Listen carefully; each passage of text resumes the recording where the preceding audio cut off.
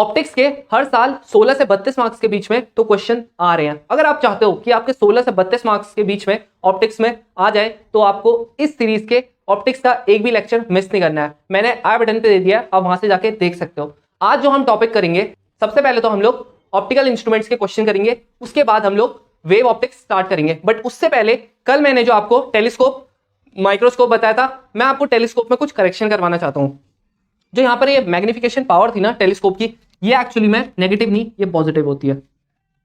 ये थोड़ी सी आप करेक्शन कर लेना, यहाँ पर ये क्या होती है, पॉजिटिव होती है। अब बस आपको क्या करना है, इन फॉर्मूलेज को मैं यहाँ पे अलग से लिख देता हूँ, उसके बाद हम लोग क्वेश्चंस देखते हैं और मैं आपको जो ट्रिक की बात कर रहा हूँ मैं हर एक न्यूमेरिकल सॉल्व करने की, वो भी इन्हीं क्वेश्चन के थ्रू बताऊंगा। अब देखो हम देखते हैं अपना पहला क्वेश्चन क्या लिखा है इसमें। N astronomical refracting telescope will have large angular magnification and high angular resolution when it has an objective lens of. जब उसका ऑब्जेक्टिव लेंस कैसा होगा, small focal length and large diameter, large focal length and small diameter, small focal length and small diameter and large focal length and large diameter. अब यहाँ देखो आप, मैंने छोटा सा बना रखा है टेलीस्कोप, इसको एस्ट्रोनॉमिकल टेलीस्कोप भी बोलते हैं। ये जो टेलीस्कोप है, क्यों? क्योंकि हम लोग इससे बहुत दूर दूर देखते हैं, स्पेस में देखते हैं, इसीलिए। यहाँ पर देखो जो आपका ये होता है ना ऑब्जेक्टिव आगे वाला, ये कैसा है, यहाँ पे बड़ा है। जब बड़ा लोगे आप तो फोकल लेंथ कैसा होगा, इसका बड़ा ही होगा, और इसका डायमीटर भी कैसा होगा, आपको बड़ा ही होगा ना। सर्कल भी ऐसे करके तो लेते हैं ना हम लोग, ऐसे करके जिससे भी ये काटते हैं वही तो होता है। तो इसका डायमीटर भी क्या होना चाहिए, बड़ा होना चाहिए। तो इसका मतलब आंसर कौन सा है, डी वाला। समझ में आया? इतना सिंपल क्वेश्चन था। अब देखो जो आपका नेक्स्ट क्वेश्चन है उसमें क्या बोलता है, a astronomical telescope has objective and eyepiece of focal length 40 cm and 4 cm respectively. To view an object 200 cm away from the objective, the lenses must be separated by a distance. मतलब lenses कितनी दूरी पे होनी चाहिए, मतलब क्या पूछ रहा है, अगर ये मेरा है तो इससे लेके यहाँ तक के डिस्टेंस पूछ रहा है। अगर मैं इसका थोड़ा सा अच्छे से बनाऊं इसका डायग्राम, ऐसे करके और आपका ऐसे करके हो जाएगा। अब देखो ऑल टाइम तो हम लोगों के टेलीस्कोप में क्या होता था, इन्फिनिटी से आती थी रेस। इस बार नहीं हो रहा है, इस बार कहां से आ रही है, 200 सेंटीमीटर दूर से। अब 200 सेंटीमीटर दूर से आ रही है, सपोज करते हैं यहाँ पर है 200 सेंटीमीटर, तो ऐसे करके बनेगा और ऐसे करके बन जाएगा, यहाँ पर बन जाएगी। अब ये आपकी इमेज होगी है, यहाँ से लेके यहाँ तक का डिस्टेंस यू ओ, यहाँ से लेके यहाँ तक का डिस्टेंस वी ओ। अब जो यहाँ पर से बनता है, हम लोगों का आंख में तो हमेशा कैसे जाती है, पैरेलल रेस जाती है, ये चेंज नहीं होगा आपका, ऐसे करके जाएगा, ऐसे करके जाएगा। ठीक है। अब देखो आपका जो लेंथ का फॉर्मूला था, ट्रिक इसकी यही है। अब देखो मैं इसमें सब आपको ट्रिक भी बताता हूं। हम लोगों को देखो ये गिवन था और हम लोगों ने ये अपना रे डायग्राम बना दिया। सपोज करते हैं आपको आ ही नहीं रहा है करना कैसे, सपोज करो। ठीक है। अब आपने क्या करना है, इसमें क्या क्या की पॉइंट्स थे वो देखना है। इसमें क्या क्या लिखा था, इसमें लिखा था एस्ट्रोनॉमिकल टेलीस्कोप। इस पूरे उसमें यही आपका कीवर्ड था और ये बोला था कि ना लेंथ निकालनी है हमको। आपको इतना ही पता है, आपने लेंथ निकालनी। आप क्या करो, एस्ट्रोनॉमिकल टेलीस्कोप के सारे फॉर्मूले लिख दो। मैग्निफिकेशन का आता है, मैग्निफिकेशन पावर का, आपने ये लिख दिया। आपको किसका आता था, आपको लेंथ का आता था, आपने ये लिख दिया। आपको उसका आता था किसका, फार पॉइंट नियर पॉइंट का, आप उसका भी लिख दो। एक काम करो, उसका भी लिख दो। फार पॉइंट में क्या होता था, जब आपका v क्या हो जाता था, इन्फिनिटी, तो आप मिरर फॉर्मूले वो लेंस फॉर्मूले में रखते थे, आपका क्या आ जाता था, यूं ही एफ के बराबर आ जाता था। फिर आपका जो नियर पॉइंट था उसमें आप v को क्या रखते थे, -d रखते थे, आपका वो आ जाएगा। इतना आपने सब कुछ लिख दिया। उसके बाद आप देखो डायग्राम, लेंथ हमारी ये है, ठीक है।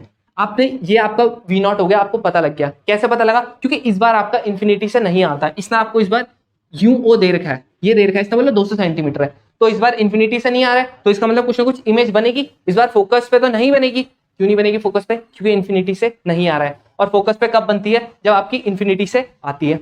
इतना आप लोगों को आ गया होगा समझ। यहाँ पर से क्या हो रहा है, देखो पैरेलल रेज जा रही है। हमारी आंख अगर यहाँ पे होगी, इसमें देखो, इसमें तो देखो पैरेलल रेज ही जा रही है। तो पैरेलल रेज कब जाती है, जब आपका क्या होता है, ऑब्जेक्ट कहां पे रखा होता है, इन्फिनिटी पे, सॉरी, ऑब्जेक्ट कहां पे रखा हुआ होता है, फोकस पे। फोकस पे रखा हुआ है, इसका मतलब ये आपका क्या है, फोकस पे रखा हुआ है। किसके फोकस पे, इसके फोकस पे।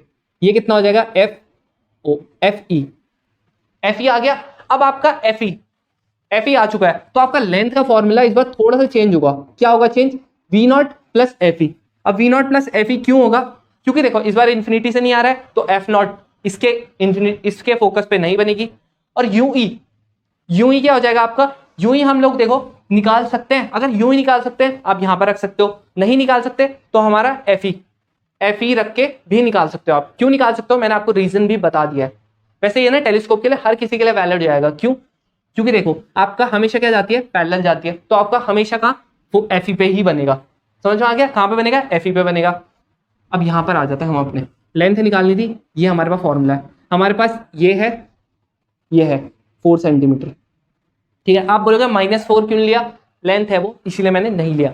बात आई एफ नॉट पे, एफ नॉट कैसे निकालूं, एफ नॉट दे रखा है मेरे को एक एफ नॉट दे रखा है और मेरे को यू नॉट दे रखा है, मेरे को वी नॉट, सॉरी यहाँ पर वी नॉट निकालना है। वी नॉट निकाल सकता हूँ क्या, कोई फॉर्मूला होता है क्या जिसमें एफ भी आता है, जिसमें यू भी आता है और जिसमें वी भी आता है, तीनों किसमें आता है, लेंस फॉर्मूला, बिल्कुल सही सोचा। तो आपका एफ, ये आपको फॉर्मूला पता था, सब में नॉट लगा दो, आपको निकालना क्या, वी नॉट, बाकियों को इधर कर दो शिफ्ट, 1/f0 प्लस 1/u0। तो वी नॉट कितना आ गया, एलसीएम लोगे ऐसे करके आ जाएगा। अब इतना आपको आ गया, बस आप वैल्यू रख दो, एफ नॉट की वैल्यू, एफ नॉट का फोकल लेंथ आगे को है तो इसमें लेंगे हम प्लस का एफ नॉट, कितना हो जाएगा 40 इंटू ये किधर को है, यू नॉट पीछे को है तो यहाँ पर कितना लोगे -200, यहाँ पर फिर से 40, यहाँ पर माइनस का 200, कितना आ जाएगा आपका, ये देखो इसको आप अगर करोगे कितना हो जाएगा, ये अभी छोड़ो इसको, आप एक काम करो, करो ही मत, ऐसे ही छोड़ दो, अपॉन यहाँ पर अगर करोगे माइनस का 160, माइनस से माइनस कट गया, इससे ये कट जाएगा 4 से, इससे ये कट जाएगा 50 से, तो आपका जो वी नॉट है वो कितना आ गया 50 आ गया। अरे वी नॉट आ गया वी नॉट, यहाँ रख दो, कितना 50 प्लस कितना आ गया 54 सेंटीमीटर, 54 सेंटीमीटर। तो हमको हल्का फुल्का चेंज करना पड़ता है कि कैसे करके हम लोगों का ये रखा है। अगर देखा रे डायग्राम कितना इंपॉर्टेंट है, देखा ये हमको सबसे छोटी चीज लगती है लेकिन ये सबसे इंपॉर्टेंट चीज है। ठीक है, तो कितना इंपॉर्टेंट है ये हम लोगों को यहाँ पर से पता लग गया। अगर हम लोग रे डायग्राम नहीं बना पाता ना, मैं कभी सोच ही नहीं पाता कि ये ना इन्फिनिटी पे जा रहा है, इन्फिनिटी पे मेरे को याद ही नहीं आ पाता कि ना मैं फोकस पे जब रखता हूँ तब इन्फिनिटी पे कैसा होता है, नहीं आ पाता ना याद। तो फिर अब देखो जो आपका नेक्स्ट वाला क्वेश्चन है, क्या बोलता है उसमें, in an astronomical telescope in normal adjustment, normal adjustment बोल रहा है, इसमें क्या होगा आपका v क्या होगा, इन्फिनिटी होगा, है ना, तो आपका u ही कितना हो जाएगा, f के बराबर जाएगा। बोलता है एक स्ट्रेट ब्लैक लाइन क्या कर दी l, उसको हमने ड्रॉ कर दिया इनसाइड ऑब्जेक्टिव लेंस, मतलब अगर ऐसे करके हमारा ऑब्जेक्टिव लेंस है ना तो इसके अंदर हमने क्या कर दिया, लाइन ड्रॉ कर दिया। ठीक है, अब आगे से दूसरा लेंस होगा आई पीस, तो ये बोलता है जो इमेज वहां पर बनाता है उसकी लेंथ कितनी हो जाती है, l लिखा गया इसमें लेकिन वो होगा i, हम लोग ऑप्शंस के हिसाब से देखेंगे, उसमें i का रखा है तो हम लोग i मान सकते हैं। तो इसकी मैग्निफिकेशन क्या होगी टेलीस्कोप की, अब मैग्निफिकेशन क्या होगी, ये वाला फॉर्मूला है, ये वाला फॉर्मूला है, यहाँ पर ये आई पीस का होगा। तो जब आई पीस हमारा सिर्फ वो बना रहा है, क्या इमेज बना रहा है, तो आई पीस अगर सिर्फ इमेज बना रहा है वो तो एक सिंगल लेंस की तरह कर रहा है काम, तो इसमें हम लोग कौन सा भी मैग्निफिकेशन लगाएंगे, कौन सा, इसमें हम लोग v/u वाला भी लगाएंगे। तो कैसे करके होगा ये वाला आप करके आना, नहीं आएगा मैं बताऊंगा। मैं जितने भी ये क्वेश्चंस दे रहा हूँ ना होमवर्क, इसकी मैं एक सेपरेट वीडियो बना दूंगा, जितने भी क्वेश्चंस मैंने एक साथ दिए हैं ना आपको होमवर्क, वो मैं एक साथ करवा दूंगा। ठीक है, अब हम करते हैं नेक्स्ट वाले क्वेश्चन की बात। इसमें बोलता है if the focal length of objective lens is increased then magnification power of, अगर फोकल लेंथ किसकी, ऑब्जेक्टिव लेंस की, मतलब एफ की कर रहा है ये बात, एफ अगर हम इंक्रीज करते हैं तब मैग्निफिकेशन पावर क्या होगी। अब किस किस की बोल रहा है, microscope will increase but telescope की डिक्रीज करेगी। अब आप देखो फॉर्मूला देखो, एक ये रहा फॉर्मूला, एक ये रहा फॉर्मूला, मैग्निफिकेशन पावर क्या है, डायरेक्टली प्रोपोर्शनल है एफ नॉट के, इसका मतलब टेलीस्कोप की तो क्या करेगी, इंक्रीज करेगी, टेलीस्कोप की इंक्रीज करेगी, इतना हमको डायरेक्ट फॉर्मूला से पता लग गया, पहले वाले फॉर्मूला से। तो इसका मतलब पहला वाला तो क्या हो गया, गलत हो गया, क्योंकि इसमें टेलीस्कोप की कह रहा है डिक्रीज करेगी। दूसरा वाला मे भी सही हो, ये भी गलत हो। थर्ड वाला टेलीस्कोप की फिर से डिक्रीज करवा रहा है, ये भी गलत है। फोर्थ वाला टेलीस्कोप की इंक्रीज कर रहा है, ये ठीक भी हो सकता है गलत भी हो सकता है। दो ऑप्शन बी और डी अभी हमारे पास अवेलेबल है। मैग्निफिकेशन पावर यहाँ पे कहीं पे आ रहा है आपका एफ नहीं आ रहा है, तो आप क्या करना, आप ना दो केसेस जो थे ना, नियर पॉइंट और फार पॉइंट, उसके केसेस लेना, क्या करना, उसके केसेस लेना। अब जब आप उसके केसेस लोगे तो आपको क्या मिलेगा, वहां पर से आपको जो एफ नॉट होगा ना वो इनवर्सली प्रोपोर्शनल मिलेगा आपको मैग्निफिकेशन पावर के, क्या मिलेगा, इनवर्सली प्रोपोर्शनल। अब आपको मैंने करा के आई बटन पे जो वीडियो आप उसको देख सकते हो अगर आपको नहीं आता है तो इसका मतलब जो ये होगा माइक्रोस्कोप, इसकी क्या करेगी, डिक्रीज करेगी। तो आपको कौन सा ऑप्शन में, आपके ये है डी वाले ऑप्शन में, तो कौन सा सही है, डी वाला। जो नेक्स्ट है आई, नॉर्मल आई है, उसकी कॉर्निया, आपको पता है ना, आई बायो वाले हो यार, सबको पता होगा, ये ऐसे करके होता है और यहाँ पर आपकी क्या होती है, यहाँ पर आपकी कॉर्निया होती है और यहाँ पर से आपका क्या होता है, आई लेंस होता है। ये बोल रहा है जो कॉर्निया की कन्वर्जिंग पावर है ना वो कितनी है, 40 डायोप्टर, इसकी है 40 डायोप्टर। बाद में जो लेंस है इसकी जो सबसे कम वो कन्वर्ज करने की पावर है ना वो कितनी है, 20 डायोप्टर। तो इस इंफॉर्मेशन से बताओ कि रेटिना और आई लेंस के बीच में कितना डिस्टेंस होगा, इसके बीच में पूछ रहा है कितना डिस्टेंस होगा। तो हम लोग पहले क्या निकाल लेते हैं, टोटल पावर निकाल लेते हैं। पावर मेरे को पता है P1 प्लस P2 होता है, तो कितना हो जाएगा 40 प्लस 20 60 डायोप्टर। अब 60 डायोप्टर आ गया। अब मैंने शायद आपको ये चीज बताई हो नहीं बताई हो, ऐसे करके होता है 1/f। F actually in metres होता है, किसमें होता है, मीटर होता है। अगर आपको इसको सेंटीमीटर में लाना है तो आप क्या कर दो, इंटू 100 कर दो, ये पता नहीं बताया कि नहीं बताया, अगर नहीं बताया तो आप क्या कर सकते हो, इसको नोट कर सकते हो, नहीं तो कहीं आप कंफ्यूज ही रह जाओगे कि यहाँ पे सेंटीमीटर लो कि मीटर लो। मीटर लोगे तो ऊपर 1, सेंटीमीटर लोगे तो ऊपर 100। अब इतना आ गया, अब आपको निकालना क्या है, इसके बीच का डिस्टेंस। अब आपके मीटर में तो होगी नहीं आपकी आंख, इतनी लंबी तो है नहीं आपकी आंख, तो आप क्या करोगे, पावर क्या होती है आपकी 1/f, 1/f होती है, आप f निकाल लो, कैसे करके होगा 1/पावर, पावर कितना आपका 60। अब ये देखो ये किसमें आपका, किसमें है ये आपका बहुत छोटा लग रहा है, 1/60 कितना आएगा, बहुत छोटा लग रहा है, तो इसको आप क्या कर लो इंटू 100 कर लो, और आपका जो फोकल लेंथ आएगा वो किसमें आ जाएगा, सेंटीमीटर में आ जाएगा। ये काटना, ये आपका आ जाएगा 5/3, ये कितना आ जाएगा 1.66 सेंटीमीटर। देखो 1.66 सेंटीमीटर क्या आपका आंख के बीच का और लेंस के बीच का और रेटिना के बीच का डिस्टेंस है। कैसे करके निकाला वो देखो, एक फॉर्मूला था, ये तो इसका भी नहीं लग रहा था, फिर भी आपको लग रहा होगा बहुत मुश्किल है, लेकिन नहीं था ये मुश्किल। हम लोगों को उसमें पावर बोलते हैं। डायोप्टर देखते ही एक तो आपने यूनिट्स देख के भी बहुत आपको पता लग जाएगा। अगर आपको नहीं समझ आ रहा है ना ये गिवन क्या एक्चुअली में, उसकी यूनिट देखो। डायोप्टर किसकी यूनिट होती है, पावर की, तो आपको पावर गिवन है। अब आप यहां पर से आपको तो पता ही होगा, उसने बोला इस तक इसकी पावर कितनी है 40 है, लेंस की पावर कितनी है 20 है, तो आपको पता है अगर ये दोनों लाइन पे होते हैं, ऐसे लीनियरली होते हैं, तो जब कोई भी रे आएगी वो यहां से कॉन्वर्स करेगी, और फिर ये जो आई लेंस है इससे तो और ज्यादा कर जाएगी, क्योंकि इसका भी 20 है। टोटल पावर निकाल लेना, अब कहां पे कॉन्वर्स करेगी, वो क्या होगा आपका फोकल लेंथ होगा। क्यों, क्योंकि आपकी कैसे करके आ रही होगी, ऐसे करके ही आ रही होगी पैरेलल, तो ऐसे करके आपका आ जाएगा। अब देखो और कैसे पूछता है, बोलता है मैग्निफिकेशन पावर जो है ना टेलीस्कोप का वो 9 है। जब हमने उसको एडजस्ट किया for parallel rays, the distance between the objective and eyepiece कितना हो गया 20 सेंटीमीटर हो गया, तो फोकल लेंथ क्या होगा। टेलीस्कोप का भी बताया था, अरे ऐसे करके इसी से समझ लो, ये टेलीस्कोप है, इसमें क्या बोलता है, जो इसका मैग्निफिकेशन पावर है वो कितना है 9 है। ये बोलता है जब हमने इसको क्या कर दिया, एडजस्ट कर दिया for parallel raise, parallel raise मतलब इन्फिनिटी से आ रही है, इसमें सिंपल यही हो गया। तो जो डिस्टेंस बिटवीन द ऑब्जेक्टिव, इन दोनों के बीच का कितना डिस्टेंस हो गया 20 सेंटीमीटर हो गया, 20 सेंटीमीटर हो गया, मतलब हमारी लेंथ होगी एक्चुअली, एल से कर लिया मैंने इसको डिनोट, कितनी हो गई 20 सेंटीमीटर हो गया। तो 20 सेंटीमीटर हो गया, तो अब ये बताओ कि फोकल लेंथ कितना होगा, मतलब एफ ओ भी पूछ रहा है और एफ ई भी पूछ रहा है कितना होगा। आपको नहीं पता, आपको सिर्फ इतना पता है टेलीस्कोप का देखा है इसने कुछ ना कुछ, आप ये वाला फॉर्मूला लिख दो, आप लेंथ वाला फॉर्मूला लिख दो, क्योंकि आपको लेंथ भी गिवन थी, आपको एफ नॉट निकालना है, एफ ई निकालना है।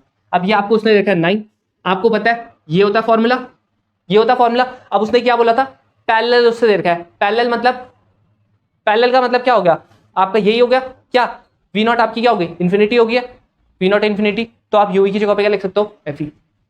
तो कैसे करके आ जाएगा, ये आ जाएगा, ये आपकी फर्स्ट इक्वेशन होगी है। अब जो सेकंड वाला है, सेकंड उसने बोला लेंथ, आपकी लेंथ होती क्या है F not plus F E, कितना हो जाएगा 20, इतना हमको पता लग गया। इसको सॉल्व करना आ जाएगा आंसर। कैसे करेंगे हम इसको सॉल्व, हम लोग क्या कर लेते हैं, इसकी वैल्यू निकाल लेते हैं, एफ नॉट यहाँ पर पुट कर देंगे, 9 इक्वल्स टू 20 माइनस ये एफ ई, यहाँ 20 minus F E upon F E, इसको इधर डालना, 9 F E equals to 20 minus F E, इसको इधर डालोगे 10 एफ ई आ जाएगा इक्वल्स टू 20, 1 0 से 1 0, एफ ई आ गया आपका 2 सेंटीमीटर।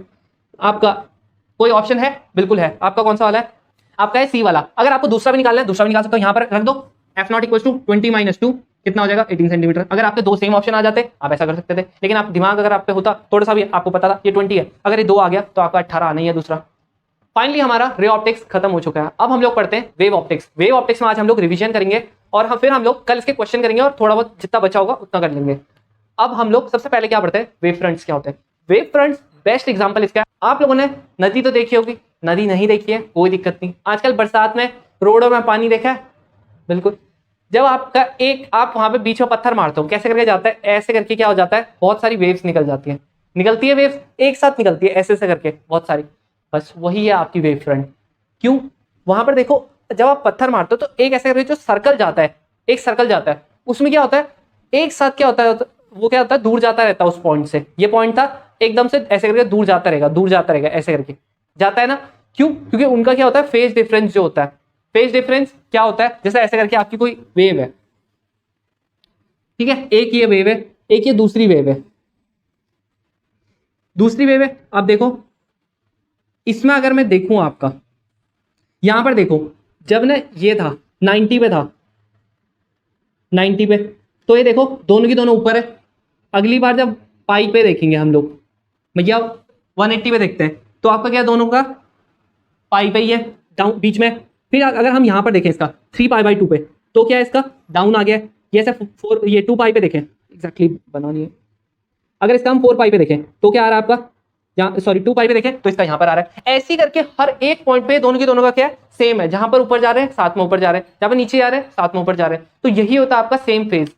तो इसी की तरह ना हम लोगों का वेव फ्रंट भी होता है। अब वेव फ्रंट बनता कैसे है, वो बना कैसे, आप ये बताओ कि वो ऐसी करके कैसे गया, वो ना आपको यहां से अच्छा समझ आएगा। जैसे आपने ना सपोज करो ये तालाब है, तालाब तो पूरी जगह होगा, मैंने एक छोटा सा पार्ट ले लिया, यहां पर आपको पत्थर गिरा था, क्या गिरा था, पत्थर गिरा था। अब आप ना जब इसको थोड़ा सा आगे जाके देखोगे ना, तो यहाँ पर ऐसे से करके क्या होगा, इसके पार्टिकल्स होंगे, पार्टिकल्स होंगे। तो ये तीनों के तीनों क्या होंगे, जब हिले होंगे ना तो साथ में हिले होंगे, तो साथ में हिले होंगे। और जब इनका रेडियाई को हम लोग ज्वाइन करते हैं तो ये आपकी क्या आ गई है, एक वेव फ्रंट आ गई है। क्या आ चुकी है, वेव फ्रंट। ये देखो ये वाले का बीच में, ये वाले के बीच में, ये वाले के बीच में जब हमने इनको ज्वाइन कर दिया ना, तो हमारी एक ऐसे करके हमको क्या मिल गया, एक लाइन मिल गई। यही लाइन क्या आपकी वेव फ्रंट है। क्या है, वेव फ्रंट। अब ये हो गया आपके फर्स्ट वेव फ्रंट। इसकी वजह से, इन पार्टिकल्स की वजह से आगे वाले पार्टिकल्स, जैसे आपकी साइकिल होती है ना, आप साइकिल पर धक्का मारते हो, सारी पहले एक धड़म गिरती है, फिर धड़म धड़म धड़म धड़म करो, जितनी हजारों साइकिल होंगी सारी गिर जाएंगी। इसमें भी ऐसी होता है। ये पहला पार्टिकल तो इस पत्थर की वजह से हिला है, अब दूसरा इस पत्थर की वजह से थोड़ा ना हिलेगा, दूसरा इसके हिलने की वजह से हिलेगा। ठीक है, ये वाले के हिलने की वजह से। जैसे पहली साइकिल जब गिरती है तो जो दूसरी साइकिल पहली साइकिल की वजह से गिरती है, लेकिन जो तीसरी साइकिल होती है वो दूसरे के गिरने की वजह से गिरती है। बस ये वही है, यहां पर से ये वाला हिलेगा तो अब इसकी वजह से ये हिलेगा, इसकी वजह से ये हिलेगा। तो अगली बार जब हम इसका रेडियस ज्वाइन करेंगे, इसका रेडियस ज्वाइन करेंगे, तो हमको ये वाली क्या आ जाएगी, हमारी दूसरी वेव फ्रंट आ जाएगी। क्या आ जाएगी, दूसरी वेव फ्रंट आ जाएगी। तो ये जो फर्स्ट वेव फ्रंट होती है इसको बोलते हैं हम लोग प्राइमरी। क्या बोलते हैं, प्राइमरी। अब जो ये सेकंड वाली है इसको हम बोलते हैं सेकेंडरी। अब इनका वैसे कुछ काम नहीं है नीट में, फिर भी एक बार के लिए आप रिवीजन हो जाएगा आपका। अब अगली बार ना जब इसकी वजह से ऐसे करके हम और गोले बनाएंगे और पार्टिकल्स बनाएंगे, तो उनसे क्या बनेगी, हमको तीसरी वेव फ्रंट मिलेगी। तो लेकिन फर्क है, क्या है फर्क, इस बार ना ये वाली क्या हो जाएगी, सेकंड वाली प्राइमरी हो जाएगी, ये थर्ड वाली के लिए। क्यों, क्योंकि इसकी वजह से ये वाला बना है वेव फ्रंट, इसीलिए इस बार सेकंड वाली क्या हो जाएगी, प्राइमरी हो जाएगी, थर्ड वाली सेकेंडरी। अगली बार जब फोर्थ बनेगी तो क्या होगा, थर्ड वाली प्राइमरी, फोर्थ वाली सेकेंडरी। ऐसी करके आपकी बनते रहती है, वेव फ्रंट बनती है। अब इसकी आप अगर डेफिनेशन भी सुनोगे ना, इन सब में क्या होता है, आपका जो आपका फेज डिफरेंस होता है वो सेम होता है। डेफिनेशन अगर आप सुनोगे ना, इसमें क्या लिख रखा है, the locus of all the particles of the medium which at any instant are vibrating in the same phase is called wave front. मतलब ये सब के सब क्या करेंगे, वाइब्रेट कर रहे होंगे। क्यों, क्योंकि जब टकराए होंगे तो वाइब्रेट हुआ होगा, ये इससे टकराया होगा, पीछे आया होगा। तो बस यही है, जब सेम फेज डिफरेंस में ये लोग वाइब्रेट करते हैं ना, बस इसी को हम क्या कहते हैं, वेव फ्रंट बोलते हैं। अब देखो अलग अलग ना पार्टिकल्स जो होते हैं ना, उससे अलग अलग बनती है। जैसे अगर आपका एक छोटा सा पॉइंट ऑब्जेक्ट है, जैसे एक छोटा सा पॉइंट ऑब्जेक्ट है, जैसे यही है, इससे कैसे करके बना होगा, ऐसे करके बना हुआ होगा, ऐसे करके।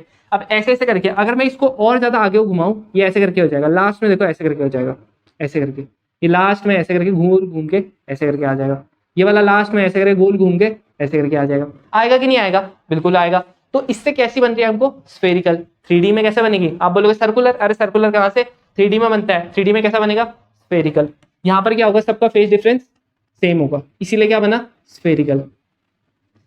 ये तो बन गया आपकी स्फेरिकल। सेकंड, ये सिलेंड्रिकल है। सिलेंड्रिकल कैसे छोड़ रहा होगा, ये भी ऐसे करके छोड़ रहा होगा, कुछ अपनी यहाँ को छोड़ रहा होगा, कुछ अपनी यहाँ को छोड़ रहा होगा, ऐसी करके, कुछ आगे को छोड़ रहा होगा, कुछ पीछे को छोड़ रहा होगा, ऐसी करके तो छोड़ रहा है। अब आप क्या कर दो ना, आप यहाँ पर सबको क्या कर दो, ऐसे करके ज्वाइन कर दो। ये आपकी इस लाइन की वजह से सिलेंड्रिकल वेव फ्रंट कब बनेगी, जब आपकी लाइन की वजह से ना यहाँ पर ये वेव फ्रंट छोड़ रहे होंगे, लाइन के सारे पार्टिकल्स ऐसे करके, ये इधर को छोड़ रहा होगा, ऐसी करके लास्ट में आप क्या कर देना, आपको ऐसे करके मिल जाएगा वेव फ्रंट।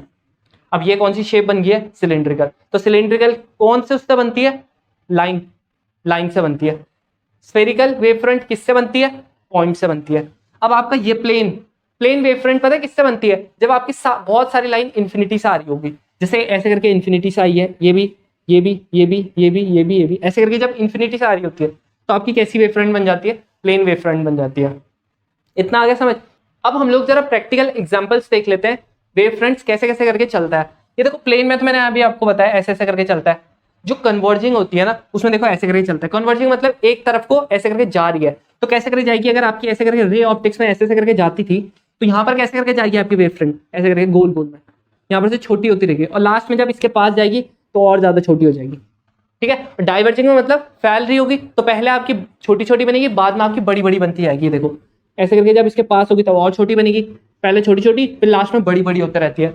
अब देखो यहाँ पर ना, अब हम अगर एग्जाम्पल से समझे, ये देखो आपका प्रिज्म था, यहाँ से आपका वेव फ्रंट ऐसे करके टकराया होगा इस पे ऐसे करके, और लास्ट में यहाँ से ऐसे करके वेनिस की शेप यहाँ पर भी आपकी कैसी हो जाएगी, इसकी ऐसी करके हो जाएगी, इसकी शेप टेढ़ी सी, ठीक है, ऐसी करके हो जाएगी इसकी शेप।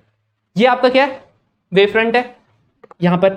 अब ये क्या आपका, ये आपका कॉन्वेक्स लेंस। कॉन्वेक्स लेंस में क्या होता है, कॉन्वर्ज होती है कि डाइवर्ज होती है, कॉन्वर्ज होती है। कॉन्वर्ज होती है तो कैसे करके होता है, कैसे करके होगा, इसका वेव फ्रंट ऐसे करके यहां से जाने के बाद इसका पता है कैसे करके हो जाएगा, इस सरफेस से ऐसे करके, सरफेस से अंदर को जा रही है ना, तो एक ऐसे करके पॉइंट बनाना, लास्ट में ऐसे करके क्या हो जाएगी, अंदर को चली जाएगी,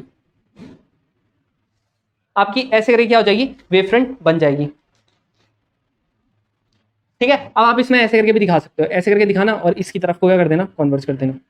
ये मैं आपको बस आपके कॉन्सेप्ट्स को क्लियर करने के लिए बता रहा हूँ। अब ये है, यहाँ पर भी आप ऐसे करना, ऐसे फोकस भी बना सकते हो, बट फिर भी ऐसे करके बन जाएगी। इसमें यहाँ पर हो रही है ना कन्वर्ज, आपकी यहाँ पर से पूरी वेव फ्रंट ऐसे करके टकराएगी, लेकिन अब देखो ऐसे करके बन गया आपका सरफेस, तो अब कन्वर्ज कैसे करके होगी, ऐसे से करते हुए यहाँ पर जाके क्या हो जाएगी, कॉन्वर्ज हो जाएगी।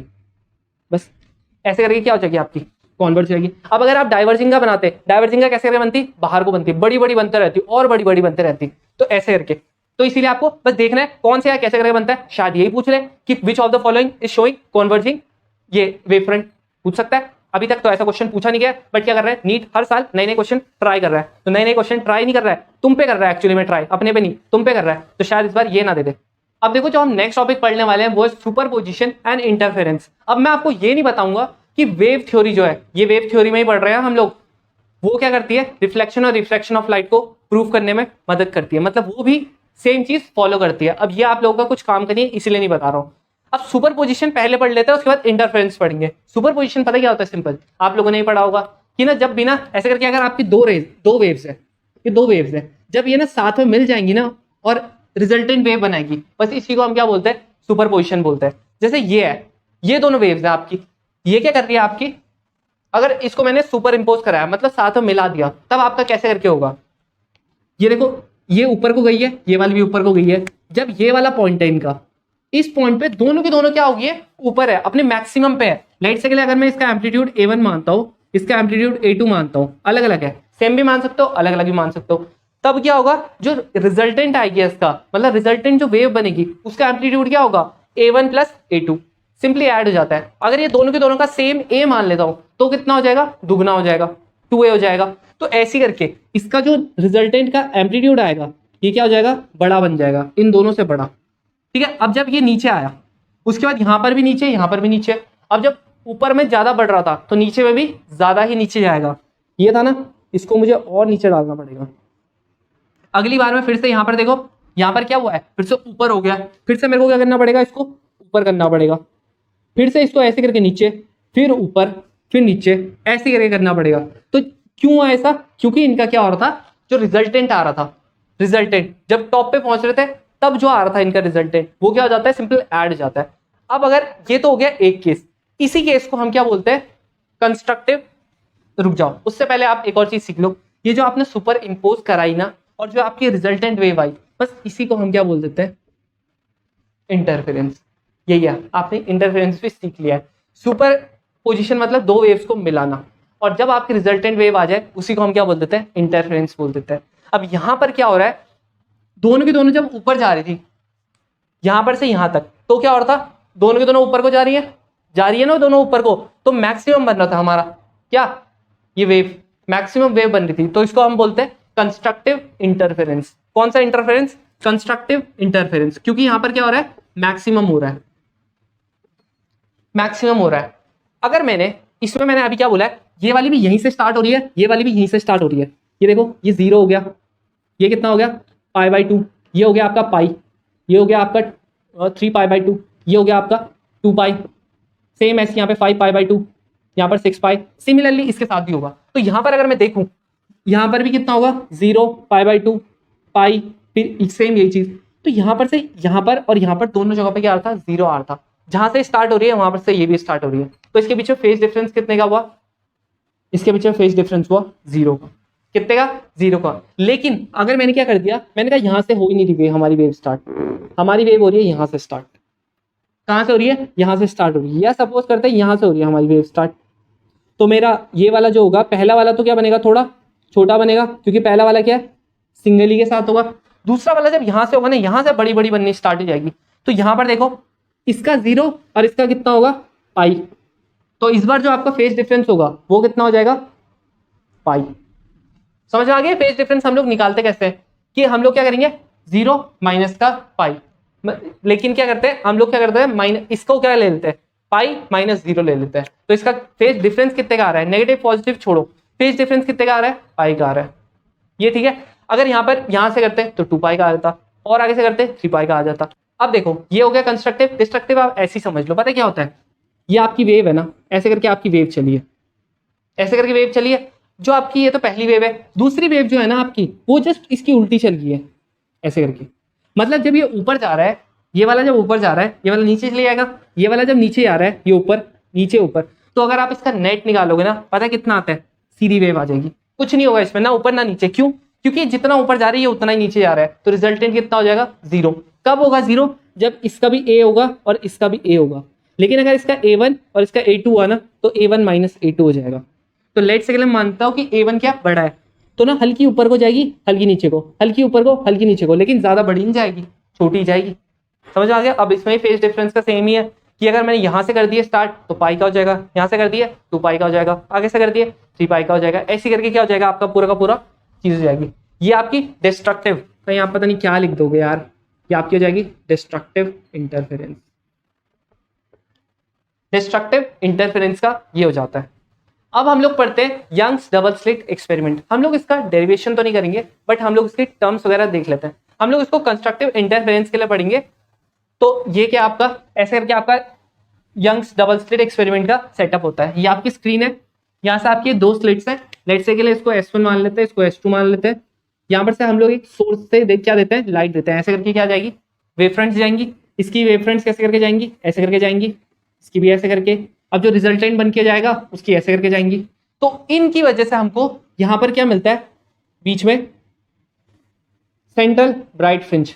फिर यहाँ पर भी हमको क्या मिलती है, ब्राइट फ्रिंज मिलती है। अब इंटेंसिटी सबकी सेम होती है, समझ में आ गया? इंटेंसिटी क्या होती है, सबकी सेम होती है। अभी मैं इसको इसका ग्राफ भी बताऊंगा आपको। ऐसे करके हमको क्या मिलता है, ब्राइट फ्रिंजेस मिलती है। ब्राइट यहाँ पे, डार्क यहाँ पे, ब्राइट यहाँ पे, डार्क यहाँ पे, ये सब आपकी क्या है, ऐसे करके हमको फ्रिंजेस मिलती है। यहाँ पर से लेट से के लिए जो आपका वेव गया ना, यहाँ पर से पहले हम कैसा सोर्स देते हैं, आप ये बताओ। यहाँ पर से हम देते हैं कोहेरेंट सोर्स। कोहेरेंट सोर्स क्या होता है, बहुत इंपॉर्टेंट टर्म है। कोहेरेंट सोर्स होता क्या है? कोहेरेंट सोर्स आपका एक ऐसा सोर्स होता है, कोहेरेंट सोर्स आपका ऐसा सोर्स होता है जिसका आपका सेम वेवलेंथ होती है, एम्पलीट्यूड सेम होता है, इसकी फ्रीक्वेंसी सेम होती है, और इसका पार्ट डिफरेंस भी सेम होता है या कांस्टेंट होता है। सेम मतलब अगर 0 0 हुआ ठीक है, मतलब अगर फेज डिफरेंस 0 हुआ ठीक है, या फिर आपका कांस्टेंट रहेगा। जैसे सपोज करते हैं जब इसका पाई था दूसरे का ही पाई होगा, या फिर इसका अगर 2 पाई है तो इसका पाई होगा, तो इसका जब 3 पाई होगा ना तो इसका 2 पाई बन जाएगा। तो पाई का कितना होगा, फेज डिफरेंस कितना होगा, पाई का हो रहा है, कांस्टेंट है इसका मतलब। तो ऐसे करके होगा। ये आपका क्या है, A1 एम्पलीट्यूड है सपोज करते हैं इस वेव का, इसका A2 है, लेकिन दोनों की दोनों कैसी है, कोहेरेंट है। अब आप बोलोगे कोहेरेंट सोर्स फिर हम निकालते कैसे हैं?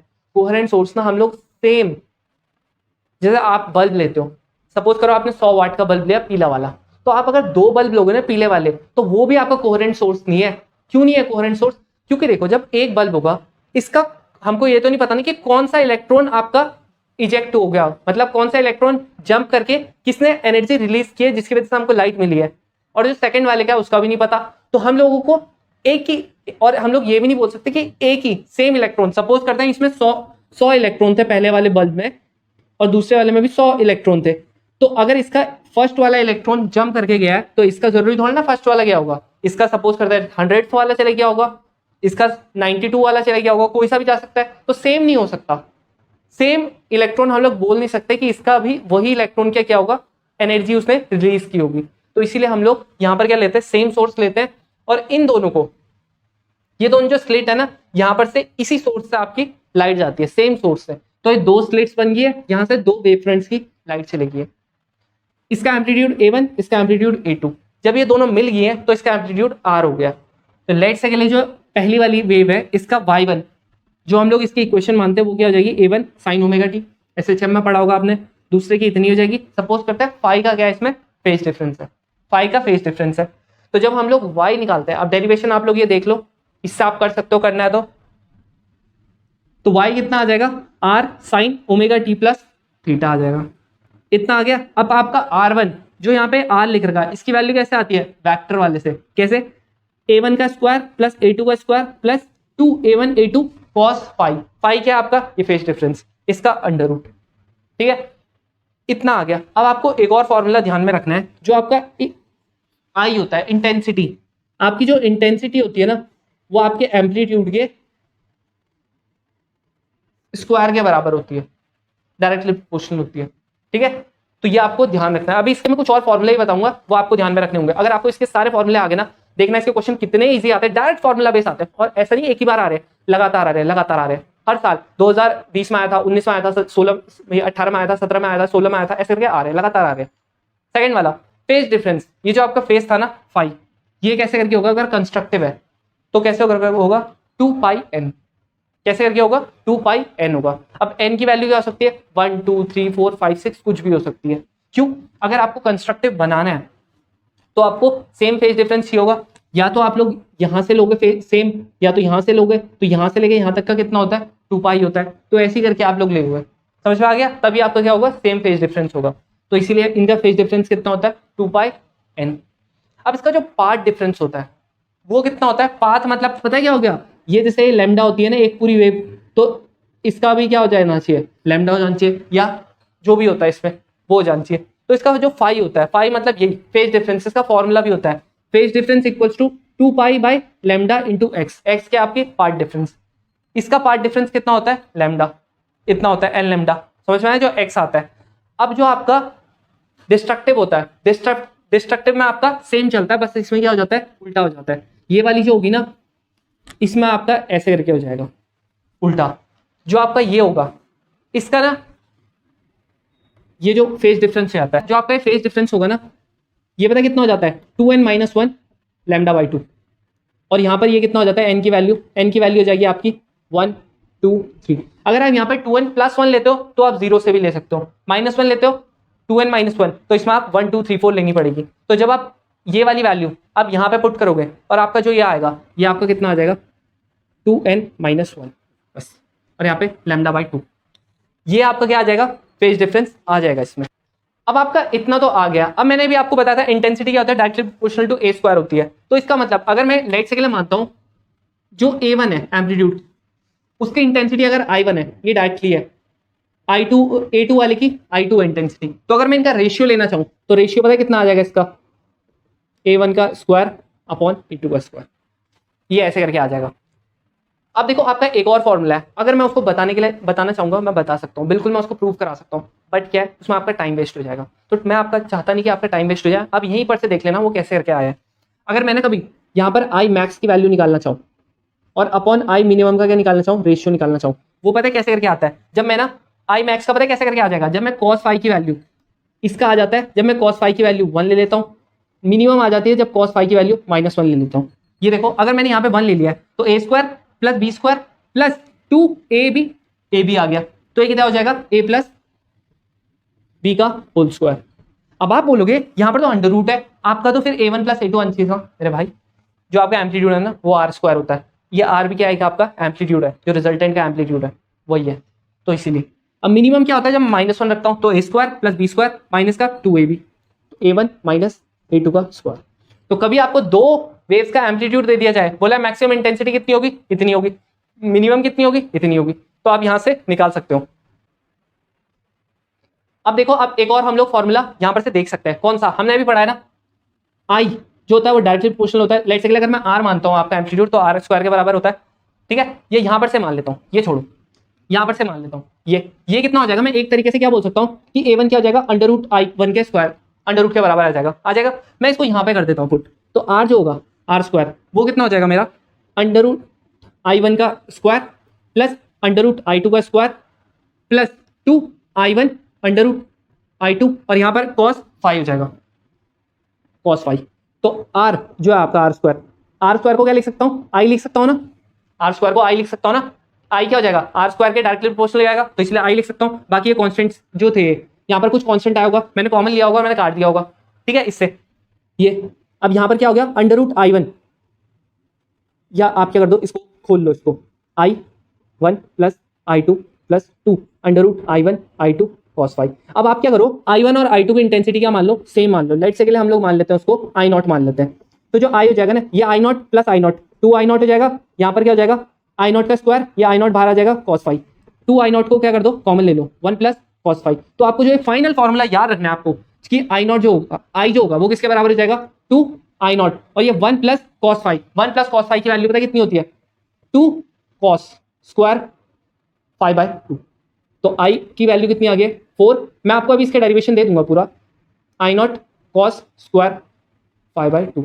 अब ये भी बहुत इंपॉर्टेंट फॉर्मूला है, आपको इसको भी याद करना है। अब मैं आपको अगले लेक्चर में इसका विड्थ का फॉर्मूला बताऊंगा, उसके बाद हम लोग इसके क्वेश्चन करेंगे। देखना अगर आपको ये सारे फॉर्मूले आते हैं ना, आप लोग कितने इजीली क्वेश्चन कर लोगे। अब वो आएंगे कब, जब आप इसकी डेरिवेशन प्रैक्टिस करोगे। मेरे हिसाब से इतने सारे फॉर्मूले याद रखना तो यार मुश्किल है, बिल्कुल मुश्किल है। अगर आप रख सकते हो बहुत बढ़िया है, नहीं रख सकते आप जरूर डेरिवेशन अगर 5-6 बार करोगे आपको आ जाएंगे सारे फॉर्मूले। तो मिलते हैं नेक्स्ट वीडियो में, तब तक अगर आपको और ज्यादा अपने मार्क्स बढ़ाने तो आप इस प्लेलिस्ट से बढ़ा सकते हो।